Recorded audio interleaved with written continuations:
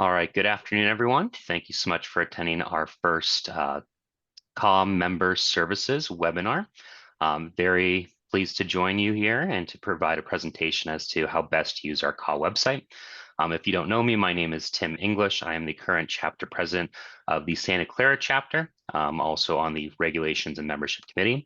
I'm also proud to be here with another Santa Clara colleague, Nooshin Dalili. If you want to introduce yourself. Sure. Thank you, Tim. Hi, everyone. My name is Nooshin Dalili. I practice in San Jose. I'm a past president of Santa Clara chapter and a current board member. I am a longtime user of the listservs and a huge advocate. And hopefully we'll be able to show you some tips that are useful. Thank you so much, Nation. So, as hopefully everyone has at least once gone on the California Applicant Attorney Association webpage, CAAA.org, we are eventually going to get into the listservs, but we really wanted to start by talking about some basic elements of the website, some elements that maybe people have visited before, maybe some elements that you visited way back when you first signed up for CAAA, and some tips and tricks as to how to keep those parts of the website best updated for yourself or using them in an effective way. So Nushin, would you like to show everyone the My CAAA profile page? Sure. So here's the CAAA.org. And once you log in here,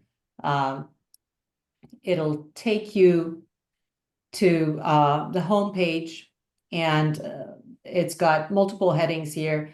What I want to show you is under For Members. If you click on For Members, you see My CAAA profile.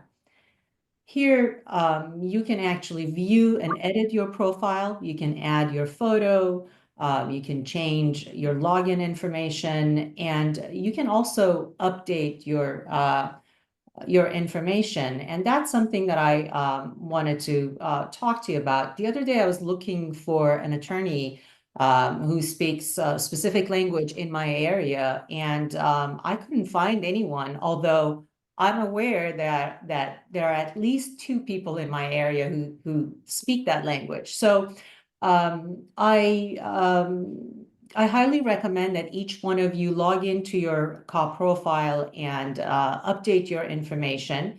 You can, like I said, click on this link, and as you can see, you can change your information, the company, your address. And down here, you can actually add your website, Facebook page, Twitter web page, and you can also add languages spoken, which I think, at least in our area, it's very important. You can click here if you want to add languages spoken at your office by your staff. You can also do that. Back to you, Kim. Perfect. And before we go any further, let me invite everyone to go ahead and drop any questions that you have throughout the presentation in the chat. I'll go ahead and be monitoring that. If we can answer those questions as we're moving forward, we will. If not, we may call a few people to come up at the end of the presentation, and we can walk them through any potential questions or technical difficulties they're having with their own use of the site. And I really appreciate Nushin sharing the ability to update your own information, because one of the things that I find most useful in the site is also under For Members, and that is member directory. We all probably get those calls from injured workers that already have representation from around the state. We hear the horror stories. Sometimes we know that they're from the attorney side. Sometimes we know that they're from the injured worker side. One of the first criteria I look at to determine whether or not I think that it could be more of an issue with the injured worker versus maybe the representation that they have, especially if I don't know the firm, is to use the member directory. There's both regular members and associate members. Starting first with the regular members, you can search this just by first or last name. You can search it by firm name, location, or as Nushin was talking about earlier, let's say that you have a potential client come in and they have a significant injury, but let's say that they speak, let's do something a little bit different here. Let's say they speak Italian. We have a nice, someone over on a visa from Italy, and you don't know anyone in your area that actually speaks Italian, but you feel that it would be best to have a native speaker for this person. You can go ahead and actually refine your search in the area of the injured worker based on their language. And as this pulls up in a second, we should get a list of attorneys that actually have noted that they speak Italian. Now, if you haven't updated your CAAA profile, we're not going to be able to find that information as we search. Another great tool under this same member directory is actually the associate members directory. If you didn't know about this, this actually has a list of all of the associate members of CAAA in pretty much every vendor type that we could think of. It could be whether we are talking about treatment, AMEs, case management software. We could be talking about functional restoration programs, court reporters, interpreters. So if you are in need of a vendor that does something very specific and you don't actually have a referral or a contact that does that, the associate member directory is a great place to look to make sure that not only are you finding great people, but you're finding great people that also support CAAA. Back to you, Nooshin. Thank you. All right, another great tool that we have, it's also under for members. And here you can actually check your MCLE credits. A lot of us do attend events, conventions, and we do have MCLE units through CAAA. And here is the one place you can see everything. It allows you to filter the dates. So for example, if you're looking for how many units you've completed during the last 3 years of your compliance period, you can easily check, and let's say from 2023 to now, you want to see how many units you've got, and it shows you exactly how many units you've completed through California applicants' attorneys, how many general units, how many legal ethics, and you can see everything in one place. And if you need to get the certificate, you can actually click on it and view the certificate in case you get audited. Another great tool that we have here under members is WCRIB insurance coverage information. And, you know, this, I know back in the day, we used to basically give this to one of our vendors and have them look up and see who is the insurance carrier for a specific worker or for a client. You've got this free service that can be accessed from here. You don't have to post a message on LawNet and say who's representing or who's the carrier for UPS. You can just go here through this link and do a quick search. When you do a search, you got to accept the terms. You can verify you're a human, accept, and go in here. And all you do is just click on the date of the injury. Let's say you got a call from a client saying they got injured on April 1st of this year. You can ask for the name of the employer. You can look them up by their EIN number, which can be found on the employee's W-2 or sometimes on their payrolls, or you can look up the employer's name. Let's say you got a call from one of my assistants saying she has an injury. All you do is you type up the name, Dalili Law Group, you've got the date of the injury, submit, and there you go. You can actually look up that particular employer and it gives you the insurance carrier, and you can do that for almost every employer. Back to you, Tim. Nooshin, you must have had that policy for a while, still being state fund, way back in the day when weren't a lot of options then. So another great thing about the website, and as we all know, CAAA puts on some fantastic educational and networking events. There's actually two different ways to access that information. One of it being the general events tab. This normally is an overview of some of the bigger events coming up. The golf tournament that we just had a couple days ago, the next convention, Hawaii seminar, but actually nested under the chapters tab, we have the specific chapter events. And the one thing that I really like about this is you can actually not only see a list view of what's coming up, for instance, a presentation we're going to have on inappropriate use of AI. If you are some like Scott Ford out there that made prior commitments to go to every chapter meeting, he can go ahead and plan his calendar out because there is actually a calendar view. I know it happens a lot up in the Northern California area, specifically the Bay Area. I have the capacity, it's about an hour away in any direction, to attend a Salinas meeting, San Francisco meeting, or an Oakland meeting besides just Santa Clara. So if there's a very specific topic that someone is presenting on that I may want to attend, even if I'm not part of that specific chapter, very easy to find out how and where to attend that event. As we click on these particular events, it's also going to take you to the registration page. So really easy to sign up from there. Nooshin, do you want to talk a little bit about resources for our clients? Yes. All right, so on the main page, where you see for members, there's also a tab for injured workers, and you can refer your clients to the CAAA website, and they can definitely use these resources. One of them, Tim showed, is how to find an attorney if you get a call, let's say from an attorney, from a potential client who's all the way in Southern California. You can definitely refer them to this page. Know your rights. This part of the website, it has handouts. It basically answers their questions, and it's a good resource. Return to Work Fund.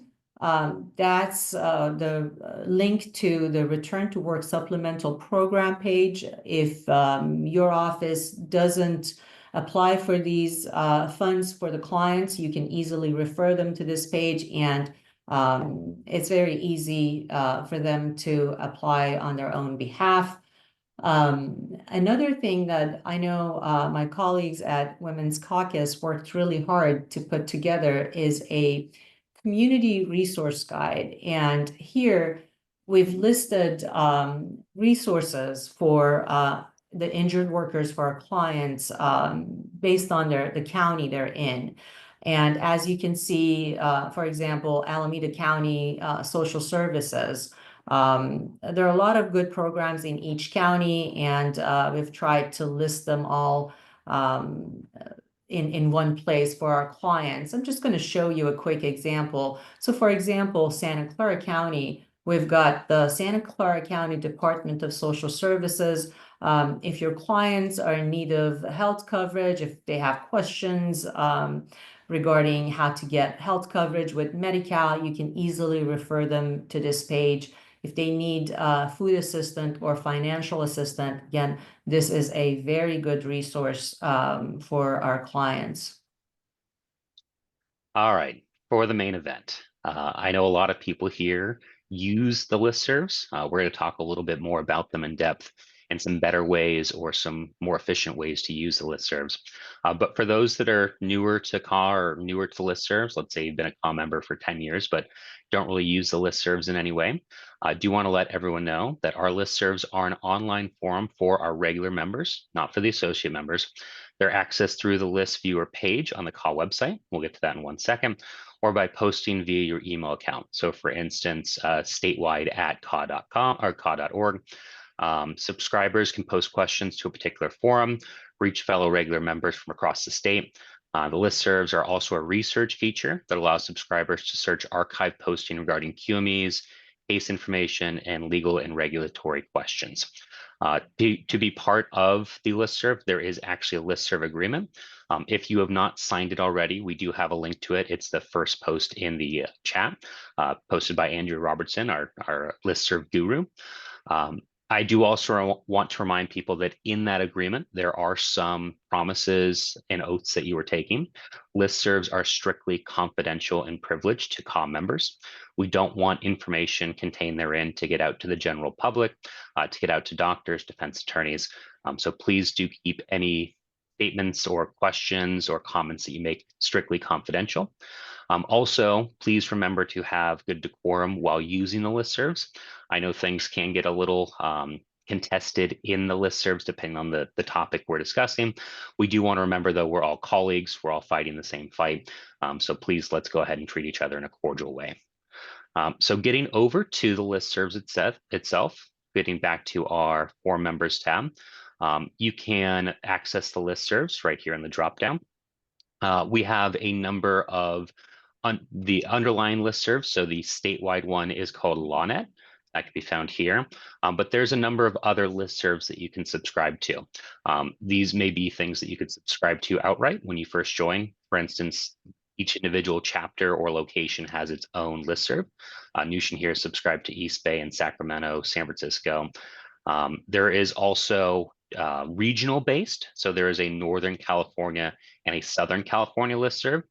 As most of us know, the parts of the state do practice a little differently at times. So if you have a question that's really aimed at just Northern California or Southern California, that may be a better place to put it rather than LawNet, as you may get a more focused answer. We also have listservs for our numerous committees. So membership committee, regulations committee, board of directors, they have their own individual listservs for sharing information. Those you do have to be approved for. I believe Andrew does approving of all of the listservs, but those obviously you need to be involved with one of those committees. One other listserv that I want to highlight, especially for our newer members or newer to listservs, is a new to comp listserv. So this is a listserv that is geared at practitioners that maybe don't have a ton of experience in comp. There is a handful of other practitioners that have been handpicked by cost staff and by the e-board to be able to assist anyone. It is a place that you can ask questions without fear of ridicule or rejection. There's no stupid questions there, so anything can be asked, even the most simplest things. So if you are a little bit afraid to post out to either your chapter or LawNet in general, it is something where it's a safe place to go and ask those questions. And Nooshin, do you want to take us through an initial search? Sure. So, first of all, I think, as you can see, I've subscribed to a lot of listservs. And the reason is when you run a search, it only searches the listservs that you are a member of. So if you are allowed to, I highly recommend to subscribe to most of these, like Southern, Northern, LawNet. These are the main ones. But I invariably get results from East Bay or Sacramento because they're part of my lists. So I hear this a lot in our community. Sometimes I hear colleagues say that they're not on LawNet because they do not want to get bombarded by 100 emails a day. And I'm going to show you what you can do in the settings here to turn off the emails. So you can subscribe to LawNet or to other listservs without getting emails. And in order to do that, so you come here, for members, listservs, and then you go to settings here. And as you can see, you can change the setting for each listserv. So for example, I'm a board member and I'm subscribed. I don't want to unsubscribe, but you have the option, you've got three options. You can get all messages immediately. That's when your inbox is going to get full. You can get one single daily summary of all the messages. And on the days where there haven't been any messages, you don't get anything. Or you can suspend mail, vacation mode. So that way you can actually go check the archives, but you don't get any emails whatsoever. And as you can see, I've got different settings for different listservs. So like, for example, on my board listservs, I want to get one single daily summary of all the messages. East Bay, I do not want any messages. I'm on vacation mode. LawNet, again, I get one daily summary. Santa Clara chapter, I want all the messages immediately. That's my chapter and I want to know what's going on. So once you change your settings here, you click Save Settings, and there you go. Back to you, Tim. Perfect. So as most will notice, there's actually a number of tabs up here in our listserv subpage of the website. These do a number of different things. So the initial landing page that you will normally get to, if you just click the listservs, is going to be this side view of the different listservs that you're a part of. If we just do a very general search, which can be done through the little hourglass up here, let's go ahead and put in my last name, make it very easy. It's just going to give you what is the second tab over, a very general search of everything that's going to come up with English, that is going to have listserv messages and these other potential practice guides here. To be able to view your results in a more efficient way, you can actually click into the daily summary, which presents a lot like the daily summary emails for each one of your listservs. You can then click into, let's say, the Sacramento chapter. That's going to give us, again, what looks very much like an email. It's going to give us what's been happening today. You can click into threads. Threads, again, let's go over to the LawNet, is actually going to give you that post by post look as if we were signed up to have the emails come in individually. I find this really helpful if you know that something has happened, let's say in the last 5 days. There's also a date filter on here. So it's really easy to go back and find a thread that you were a part of. And then, of course, if we want to write a new post, besides actually emailing in as referenced before, this is where we can actually start by creating our own new post.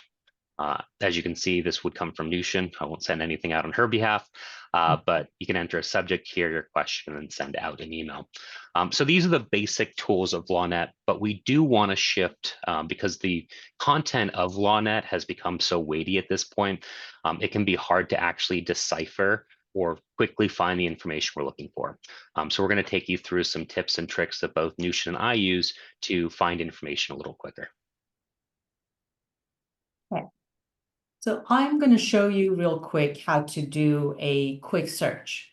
And as Tim indicated, one way of doing a quick search is to click on this icon here and just do a quick search. So for example, let's say I got a panel or someone recommended Dr. Moses Jacob, and I'm going to search him and see what reviews that he gets on LawNet.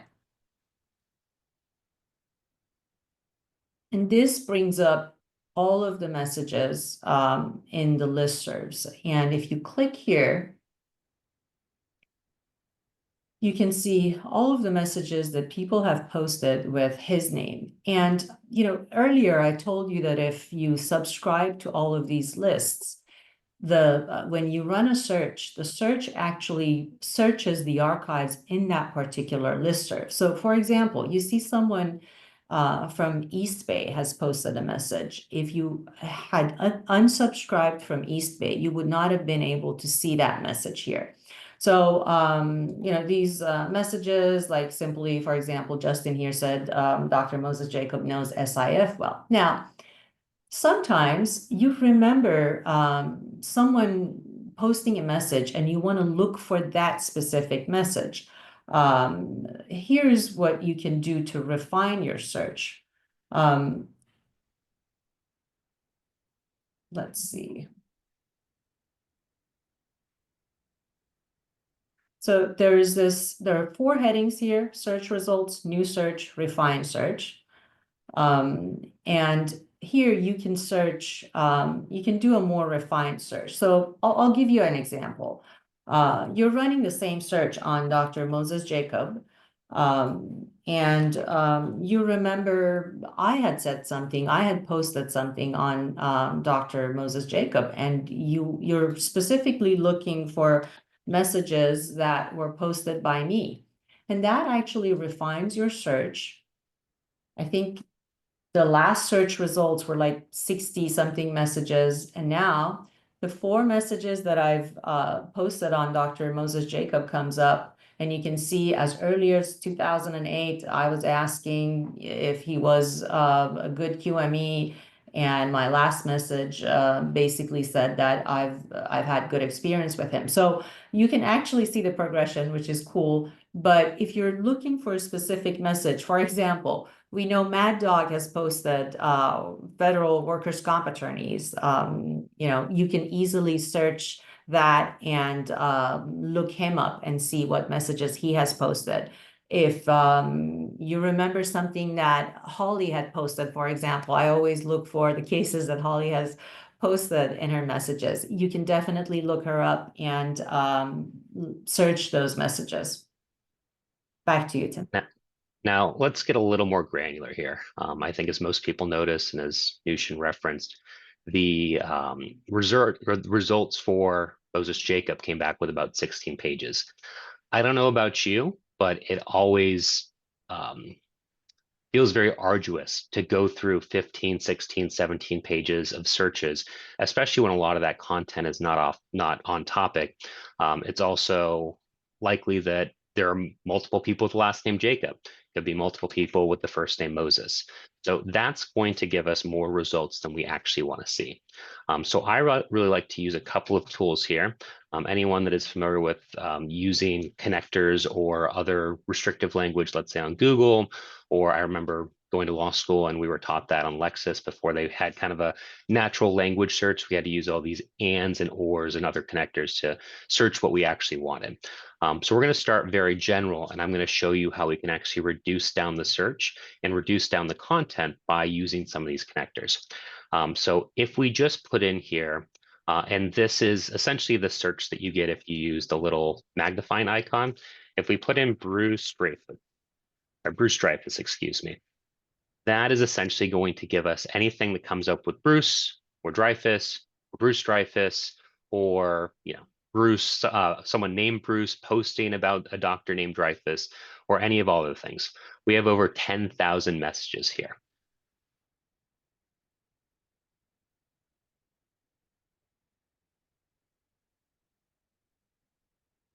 All of the words Bruce and Dreyfus. And that way, we're at least hopefully getting messages that have Dr. Bruce Dreyfus in there.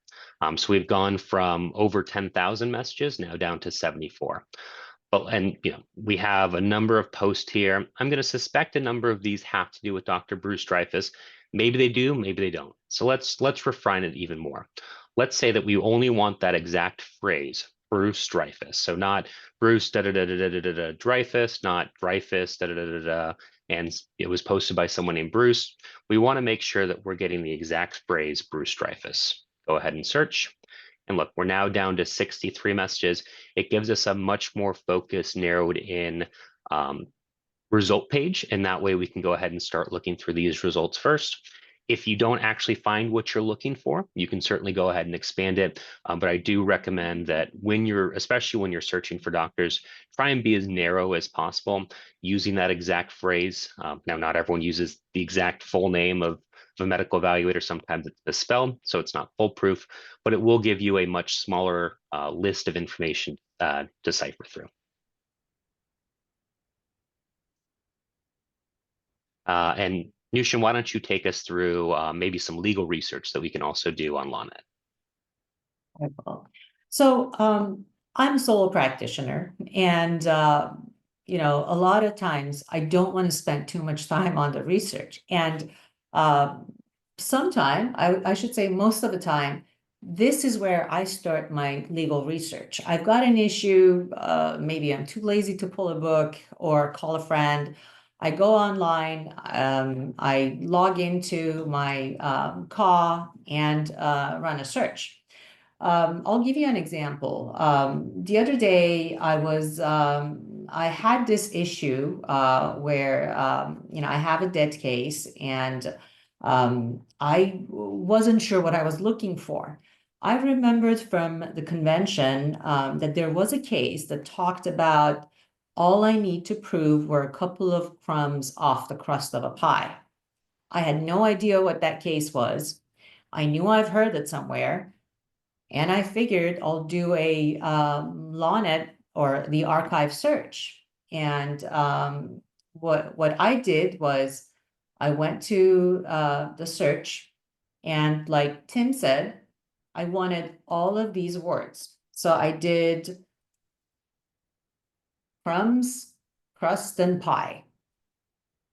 Let's see what that gives me. And sure enough, I get 5 messages, and the first message on there has the case, South Coast framing case. Now, that's, like I said, that's where I start my search.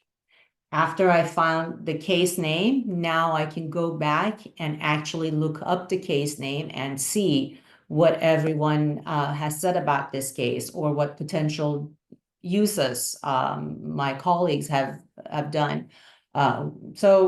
This is usually a very good start for your legal research. I'll show you another one. Again, the other day, I had another issue where my client had a specific and a CT case, and I got a panel QME, and I wasn't sure if the defendants can actually get a QME. For that issue, I remembered that it had to do with Navarro. But again, I didn't want to go pull Navarro's case. So this is what I searched for. Navarro, and you can see Navarro multiple QME or multiple QME CT, because it involved a CT. And it didn't give me 600 messages. It gave me 54 messages, but they were really good discussions on this issue. And again, I see Holly has posted something, and I always want to read because she has most likely given me a case name here. And you click, and sure enough, you can find a really good discussion on what basically was my issue. This, again, I use LawNet. I'm a huge advocate. I use it for my legal research. You can go back, refine your search. If you feel like you read the 54 messages and you feel like, okay, now I need to refine it even further and maybe add the word specific, you can definitely do that. But I think this is a great tool and very useful. Perfect. Thank you, Nooshin. Before we take any questions, I haven't noticed any pop up in the chat, so feel free to start sending those if you have any. I just wanted to invite our both our website / our listserv guru, Andrea Robertson, up to just say a few words about the use of LawNet and any other best practices that she may want to share. Hello, everyone. I recognize a lot of our longtime members on. It has been a really useful presentation. Thank you so much, Nooshin and Tim. I particularly enjoyed Nooshin's tip about having a recollection of something that was notable in one of the posts, but couldn't remember necessarily who sent it. It was keywords, and I think that just shows you how searchable the listserv resource is, and sort of adapts to all ways of thinking and remembering things. The listservs are, just to reiterate, they really are a top value-added benefit. Our members are very committed to this organization through the dues that they pay. We want you to experience value from your membership. And the listservs are the best way to really employ those membership dollars. So I'll tell you that the digest really is a great way to stay engaged, where you can receive information from the listservs through your email without it being inundated. So I'd highly recommend that. But as Nooshin pointed out, it's very simple to change your settings. If you're having any difficulty, you need more granular information, I'm available for one-to-one training if you want to go over this information again. Usually it's about 5 to 10 minutes conversation. And I will give you a heads up that if you unsubscribe from a list, that's why what Nooshin was presenting was so critical. If you unsubscribe, you have to call the CAAA office to resubscribe. So highly recommend that if you're wanting to change the way you're engaging with the listservs, that you would do it through the vacation mode or the digest setting. And I'll just point to the listserv agreement that we included. There's a link in the chat That is necessary paperwork. It's a subscription form, which lays out all of the lists that are available and the Netiquette agreement. And if you just can sign that and get it back to me, I'll get you enrolled. And I think that's about it. Thanks for tuning in. Perfect. Appreciate it, Andrea. So we did have a question from Greg in the chat. I don't know if we have a great solution for this, Greg, but I'm going to try and at least present one here. So his question was, sometimes when I search for a specific QME, I get a lot of results. Right now, I click into each result, read the comment, close it, and click the next one. Is there a more efficient way to scroll through the results without having to open and close each one individually? Frequently lose track of the ones that I've read. So what I'm at least going to suggest here is going back to the Threads tab. And there is actually, and you do have to actually select your listserv for this. So this is not going to give you a broad overview of each listserv's results. But at least if we are talking about searching and being able to organize the messages that have been placed before, this does have a search bar.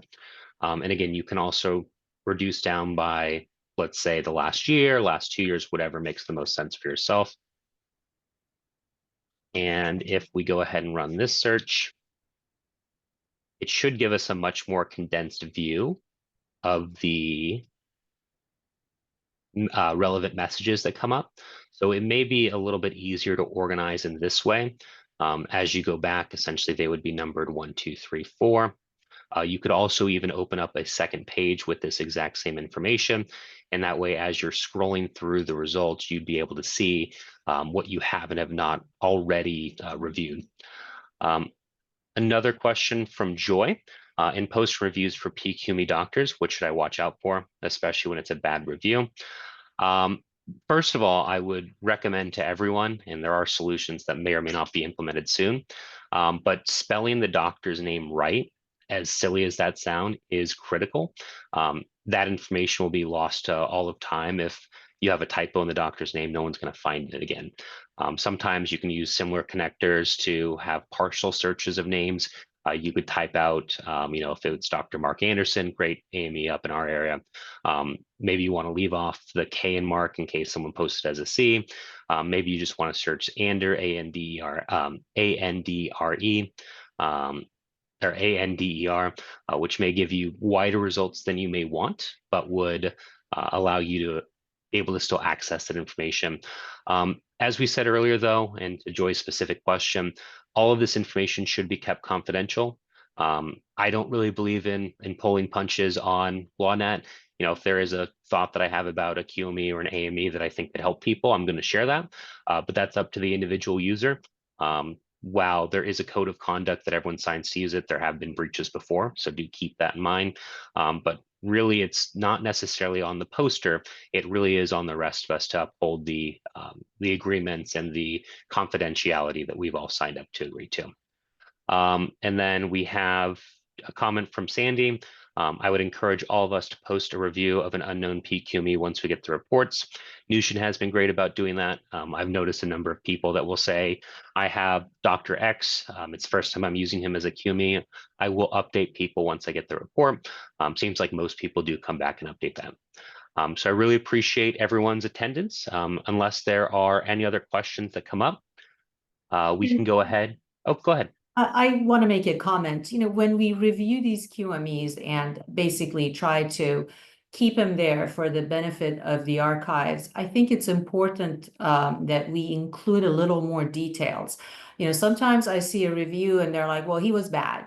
Well, what type of case was it? Was he low on PD? Was he bad on future treatment? So I think it helps if we review a QME doctor, especially if they're bad reviews. I think it always helps if we add in a little information. So that way, first of all, people can relate. Maybe you had a client that was not so good. Maybe it was a situation where the PD was low to begin with. So I think it always helps if we add in a little more detail on our reviews. I think that's a great comment, Nooshin, especially maybe some characteristics about our clients. I have seen it out there that some doctors are more favorable to men than female, males to females. Some are distrusting of law enforcement officers. Some are distrusting of union workers. So having those specific comments, if you feel that they are warranted, that can be helpful. Maybe there is a doctor that I would use in certain situations, but not others. And it really is based on who the injured worker is or what they may do. Seeing no other questions, I do want to thank everyone for attending today for our first member services webinar. We're going to try and keep these up on a semi-regular basis whenever there's topics that come up that we think that the community could really benefit from, either new member services we have or a reminder of some of the great services that CAAA already offers. I hope you have a great rest of your day, and we'll look forward to seeing each other soon. Thank you, everyone. Thank you.